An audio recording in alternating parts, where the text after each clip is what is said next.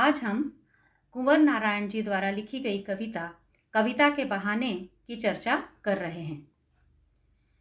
उनकी कविता कविता के बहाने उनके प्रसिद्ध काव्य संग्रह इन दिनों संग्रह से ली गई है। आज का समय कविता के वजूद यानी अस्तित्व को लेकर काफ़ी आशंकित है। लोगों को लगता है कि मशीनवत जीवन, आपाधापी, व्यस्ततम जीवन आदि के कारण कविता का अस्तित्व शायद नहीं रहेगा। ऐसे में यह कविता यानी कविता के बहाने कविता की असीम अपार संभावनाओं को ढूंढने का एक अवसर अवश्य देती है।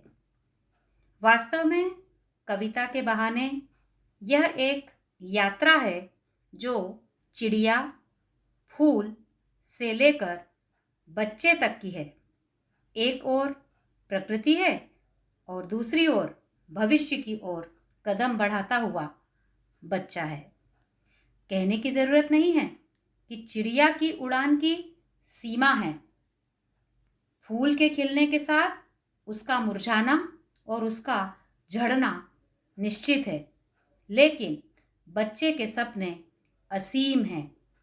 बच्चों के खेल में किसी प्रकार की कोई सीमा का कोई बंधन नहीं होता। वे ना देश के बंधन को मानते हैं, ना जाति के बंधन को मानते हैं, ना उच्च निम्न वर्ग, अमीर गरीब किसी प्रकार के बंधन को नहीं मानते। उसी प्रकार कविता भी शब्दों का खेल है और शब्दों के इस खेल में जड़, चेतन, अतीत, वर्तमान और भविष्य सब उपकरण मात्र हैं, साधन मात्र हैं। इसलिए जहाँ कहीं भी रचनात्मकता होगी, रचनात्मक ऊर्जा होगी, वहाँ सीमाओं के बंधन खुद ब खुद टूट जाएंगे। फिर चाहे घर की सीमा हो, भाषा की सीमा हो और या फिर समय की सीमा ही क्यों ना हो। कवि ने इस कविता में सबसे पहले चिड़िया के माध्यम से कविता को समझने की बात कही है। वे कहते हैं कविता एक उड़ान है चिड़िया के बहाने। कविता की उड़ान, भला चिड़िया क्या जाने, बाहर भीतर, इस घर उस घर, कविता के पंख लगा उड़ने के माने चिड़िया क्या जाने।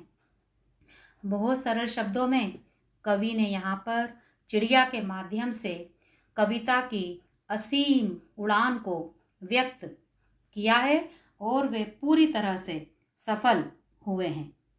वे कहते हैं किसी चिड़िया की उड़ान के बहाने कविता को हम व्यक्त तो कर सकते हैं, लेकिन कविता में जो भावों की उड़ान है, जो गुणों की व्यापकता विद्यमान है, वह चिड़िया की सीमित उड़ान में संभव नहीं हो सकती। चिड़िया तो एक घर से दूसरे घर या बाहर से भीतर, भीतर से बाहर इतनी ही उड़ान भर सकती है और उसकी उड़ान की सीमा अपने आप बंधन युक्त रहती है। लेकिन कवि के मन में उत्पन्न होने वाले भावों की कोई सीमा नहीं होती, क्योंकि भावों के पंख की तो असीम दूरी और अनंत ऊंचाई की उड़ान उसके द्वारा भरी जा सकती है। इस प्रकार कविता के द्वारा पंख लगाकर उड़ने का अर्थ किसी भी सीमा में न बंधना है। भला एक चिड़िया कविता की उड़ान की व्यापकता को किस प्रकार समझ सकती है। बच्चों, इन पंक्तियों में प्रश्नपूर्ण शैली का प्रयोग किया गया है और बहुत ही सरल शब्दों की बात कही गई है, इसलिए प्रसाद गुण की यहाँ पर उपस्थिति है, मुक्त छंद है और अनुप्रास और प्रश्न अलंकारों का सहज रूप से यहाँ प्रयोग किया गया है। इस प्रकार पहले स्टेंजे में कवि ने चिड़िया के माध्यम से कविता की बात कही और यह बता दिया कि चिड़िया की उड़ान सीमित है जबकि कविता की उड़ान असीमित है। अब वे कहते हैं कविता एक खिलना है फूलों के बहाने। कविता का खिलना भला फूल क्या जाने, बाहर भीतर, इस घर उस घर, बिना मुरझाए महकने के माने फूल क्या जाने। अब यहाँ पर कवि ने फूल के माध्यम से कविता को व्यक्त करने की कोशिश की है। वे कह रहे हैं कि सुंदर फूल खिल सकते हैं और कविता भी शब्दों के माध्यम से खिलती है, पर फूल खिलते हैं, महकते हैं, पर फूलों के खिलने के बाद उनका मुरझाना और उनका झड़ जाना बिल्कुल निश्चित है और उनकी सुगंध भी उसी के साथ समाप्त हो जाती है। लेकिन कविता जब खिलती है तब वह इस घर या उस घर या बाहर या भीतर नहीं, बल्कि बिना मुरझाए सदैव महकती रहती है। तो फूल के माध्यम से कविता को इस प्रकार ही व्यक्त किया जा सकता है कि फूलों की सुगंध और फूलों का खिलना दोनों ही सीमित समय के लिए हैं, जबकि कविता जो है वह असीम है, कालजयी है, हमेशा बनी रहती है, शाश्वत है।